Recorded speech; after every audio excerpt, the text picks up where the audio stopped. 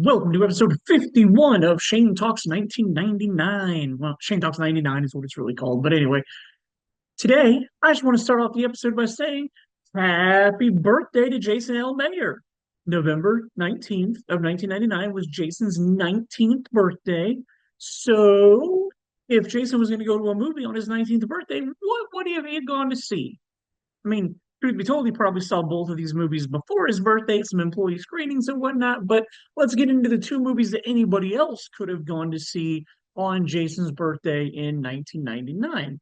Um, the first side story here is a little confusing to me because when I was getting ready for this episode, I really thought I was going to be talking about Sleepy Hollow and Toy Story because I specifically have a memory of doing a double feature that night at Clearwater, like, a couple of nights before, Sleepy Hollow came out because I know we watched Toy Story 2 first, and then we stayed up super late watching Sleepy Hollow, which a lot of us were upset that we wasted our time after such a great movie with Toy Story 2, which we'll talk about in like 5 days because I found out that it was a Wednesday release the day before Thanksgiving in 1999.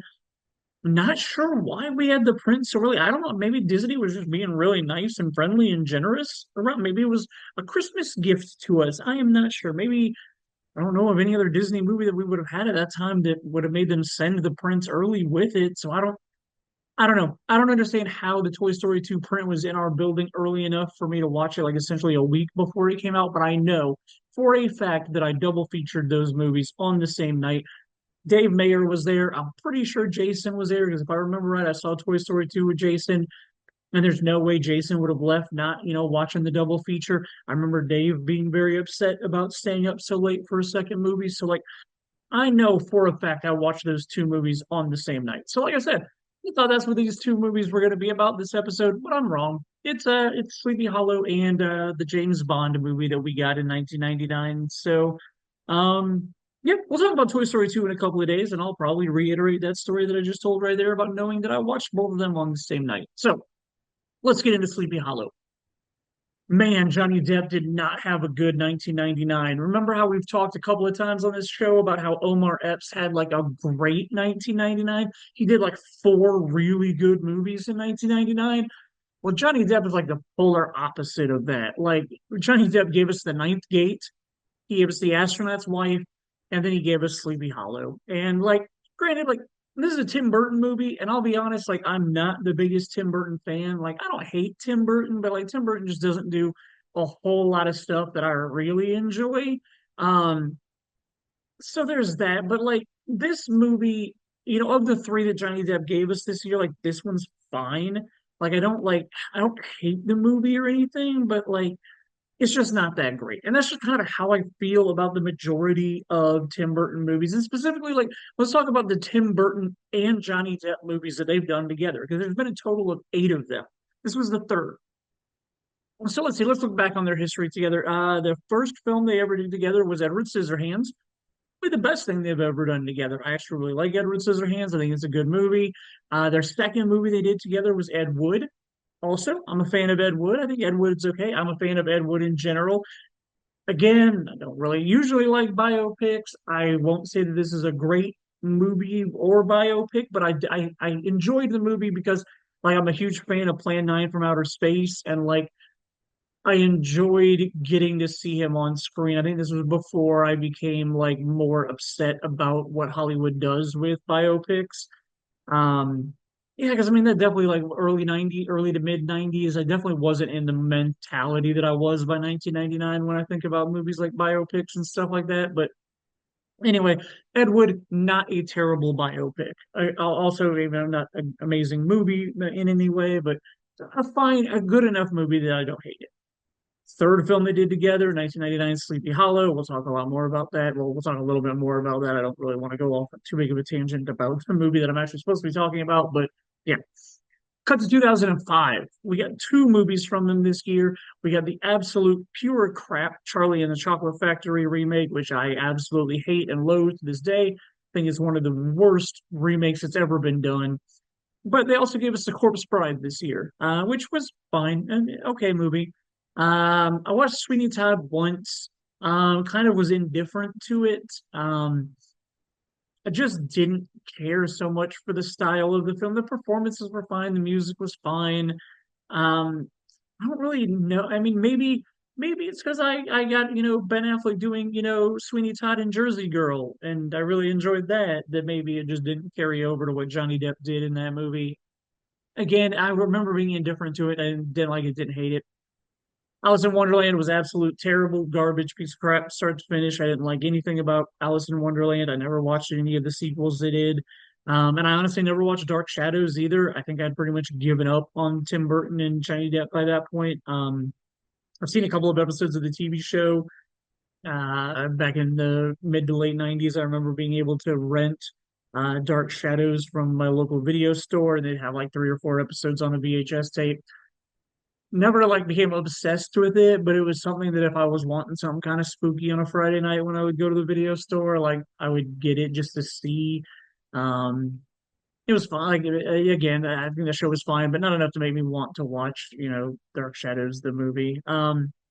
So let's see, Sleepy Hollow. It also starred Christina Ricci, who earlier in 1999 we saw her in the film 200 Cigarettes, which is far superior to the film that she's in right now. We have the Headless Horseman, played by Christopher Walken. Um, and when you cast a big name like Christopher Walken, he's not going to be headless for the whole movie. So yeah, when he's got his head on in flashbacks or in other moments of the movie when we see his face, it's Christopher Walken. When he is headless, though, he is played by Ray Park, who also played Darth Maul earlier this year in The Phantom Menace. Great supporting cast here: Miranda Richardson, great actress, terrible role for her here. Michael Gambon, Casper Van Dien, Ian McDermott, who also was in The Phantom Menace. And then there was also Lisa Marie Smith, who was, another big collaborator with Tim Burton. She's done, 4 or 5 movies with him also. More of like a bit player in a lot of his movies, but like, a recognizable actress. So like I said earlier, I don't hate this movie. I just don't care for the movie. Like, I think the plot is very blah.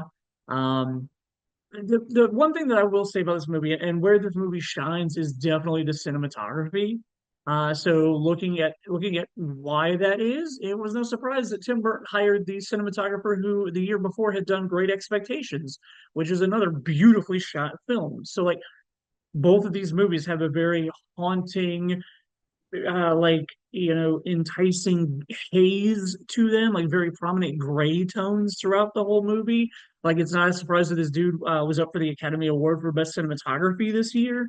He didn't win it, but like I mean that's what this movie has going for it is like the overall like ambiance and feel and vibe that the film gives off. I just wish that the script and the dialogue and the plot twists were better.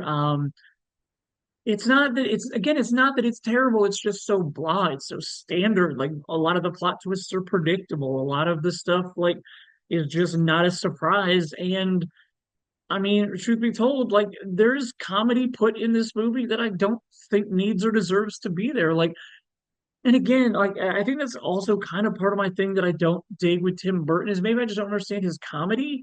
Not necessarily that he wrote the bad, dialogue and the bad comedic bits, but like just kind of overall in general, where he does bring comedy into like scary or horror things. I guess I just really wanted more of like a horror movie that didn't need to have like bad comedy written into it where it was. So like I think that's another thing that kind of puts me off for this movie. Like the CGI, huge issue. I've talked about it multiple times on this podcast before. When we're in a post-Matrix CGI world, specifically in 1999, where it's just that brand new, everything that has come out since March 31st of 1999 just doesn't live up to it. I mean, other than The Mummy, I think The Mummy did an okay job. It came close. But like once we as an audience saw what CGI was capable of with The Matrix, anything that didn't live up to that was just very blah, very, very not enjoyable. And I think that's, another problem that this movie has. Probably could have used some better like practical effects in this movie. Because yeah, the CGI was pretty obvious. And so it is what it is. I tried to embrace this movie by watching it a couple of weeks ago during like spooky season. I thought maybe, the Halloween vibes and all the other horror movies that I've been watching might make me enjoy it more. Just didn't. Like again, I remember not liking the movie at all back in 1999. But that also could have been the fact that I had just watched Toy Story 2, and then I was up until like 3 o'clock in the morning watching this movie, tired and annoyed at how bad it was. But rewatching it, I don't hate it. I don't think it's, a complete piece of garbage or anything like that. I just don't think it's that good of a movie. I think it had a lot of issues, and it's just nothing special. You know what is special though? James Bond is special. But do you know what's not special about James Bond? Christmas Jones. And do you know what one of the absolute dumbest final lines in any movie is in the history of cinema? I thought Christmas only comes once a year. Man, that was a really bad like that was like a high British accent. That wasn't even like a good like James Bond British accent. Like I don't even think I can do a good like just I thought Christmas only comes one. No, see, like no, my British is not James Bond British. It's not good. So I apologize that you had to hear that, but I understand that a lot of Bond films are filled with a lot of super sexual innuendo, and I dig that. I'm fine with that. That's cool. But when it comes to the line, I thought Christmas only comes once a year. That's miserable. That's terrible. That's so bad. And like I try to look up what writer might have been responsible for that, but there was a plethora of them on this film, so I don't even know which writer I can blame for this. So like they all just get wrapped up together in this terrible dialogue that's throughout the whole movie, but culminates with this line, I thought Christmas only comes once a year. Because that literally means whatever of the multiple writers there were, when that writer came up with that insanely stupid line of dialogue, he had to go back and make sure that that character's name was Christmas for an entire movie. And it's not like they were like, oh, let's name her a lot of vagina and make it sound like something that we could use multiple times through the movie that would, like or Pussy Galore. Like, I mean, those are names that like when you say them in the middle of a movie, you're like, that's a Bond girl's name. Oh yeah, I know it. They can do stuff with that character's name. Now this chick was randomly named Christmas for an entire movie for no reason other than to give me that absolutely terrible and stupid line of dialogue at the end. That sorry, it, I just I can't get over it. I can't get over how Pierce Brosnan started his James Bond franchise in 1995 with GoldenEye, and it is still to this day my favorite Bond film in the entire franchise, hands down, no argument. Nothing even comes close. Like I grew up with Timothy Dalton, that was my mom's Bond. I know a lot of people love Sean Connery, and that's like the fan favorite Bond and whatnot. But all that stuff's fine. I don't dislike it. I mean, some of them are better than others, but like when GoldenEye hit, like that hit me. Like that was my Bond. That to this day will be my Bond, despite the fact that it only made 1 out of 4 good Bond movies. Nothing has ever even come close. I like Daniel Craig; he's fine, but a lot of his movies are crap too. Um, GoldenEye is like what I wish and dream every Bond film could be. So after that, we got Tomorrow Never Dies. That was pure garbage. Multimedia mogul is a villain. Like, come on, for real. Then we got The World Is Not Enough. We'll get that in a second. It probably went back up. Like I mean, GoldenEye was high, like a 9, and then we got Tomorrow Never Dies, which is like a 2. And then like this, like the world's not enough, maybe jumped back up to like a 4. Like that's still a 40%. That's still an F, like a very low F. And then we got Pierce Brosnan's final Bond movie was Die Another Day, and like that was down to a 1 or a 2 again. Like that was absolutely terrible. Um, so I guess I put The World Is Not Enough in second place, but like I mean it's a far second. Like GoldenEye's a 9, is a 4. Like it's a huge gap between what Pierce Brosnan did in his Bond films. Like hit a ball or hit a home run with his first one, and then like walked 3 times, or like walked, maybe at the first base, and then maybe walked. It's like absolute terrible Bond films that he was a part of. So like what makes The World Is Not Enough like the absolute worst in like it's like what's the worst part about this film, you might ask me? That's probably the better way I could word that. It's the fact that there was a casting director somewhere who literally thought to themselves, you know what? I think the audience would be willing to accept Denise Richards could be a nuclear physicist. nuclear physicist. You heard me. The girl that was in Starship Troopers, the girl that showed me her boobs and Wild Things. Nuclear physicist. Seriously, come on. Like, for real, there was a casting director who really thought this is a great idea. And no offense to nuclear physicists out there. I'm sure some of you are extremely cute with your glasses and all of that. But like, come on, you really want me to believe that they look like Denise Richards? And I'm sure somebody could be like, yes, look, here's an extremely attractive nuclear physicist, and good for her. She's not a Bond girl. So like, I don't know. Like, this is just my biggest complaint about this movie that is just full of other garbage. I mean, like, when I see Denise Richards, I want drop dead gorgeous Denise Richards that we got earlier in 1999. Like, very nice eye candy and says a lot of really, funny stuff that makes me laugh and enjoy her character. Not a character who's supposed to be babbling off nuclear physicist stuff that I'm not supposed to be laughing at, but I am because it's coming out of Denise Richards' mouth. Like, again, no offense to nuclear physicists, no offense to Denise Richards, but putting those two things together and trying to make me take it seriously in this movie took me out of the movie pretty completely. So, you know, maybe it's just the bad dialogue that resulted in this. I don't know. Maybe that's where the issue was because the script is absolutely terrible. Like, we have a really good cast I'm about to talk about who all kind of failed except for one person, I'll say, at what they were given to do with this script. The one person who didn't fail in this script is Sophia Marceau.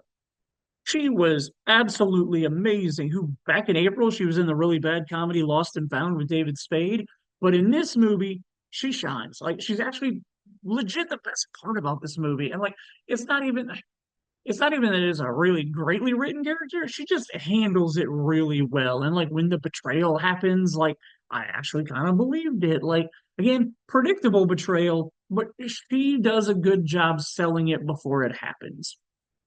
Robert Carlyle's in this movie.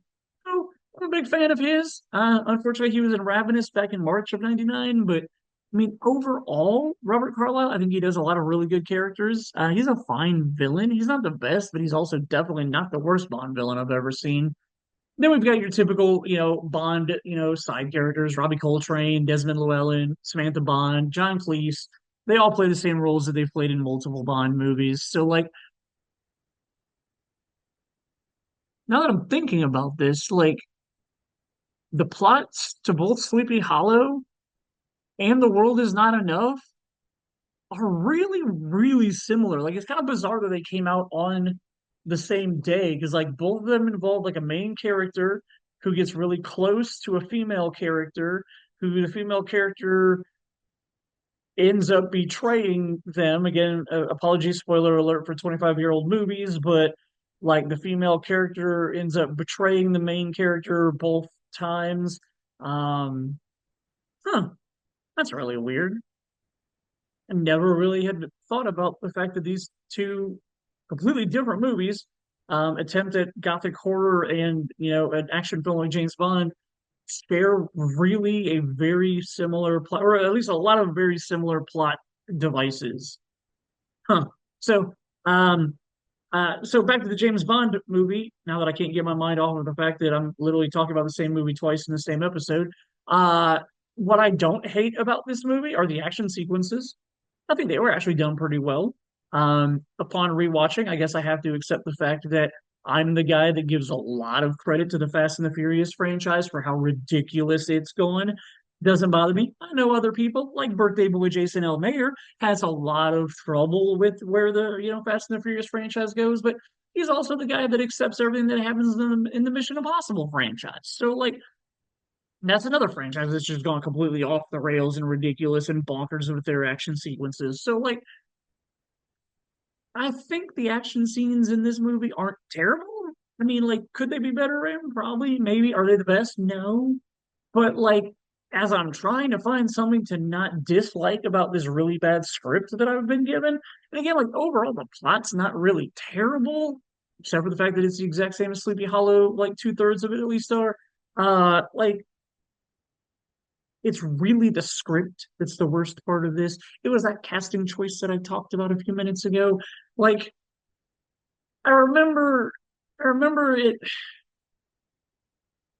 back then, 25 years ago. I remember not being happy with this movie. Like I thought it was absolutely completely terrible. I think I was still just riding the anger from Tomorrow Never Dies. I don't think it's as bad as I thought it was. Like I said, I give it a four now. Like it's not terrible, but I would rather just go rewatch GoldenEye like a million times before I ever watch any of the other Pierce Brosnan James Bond movies.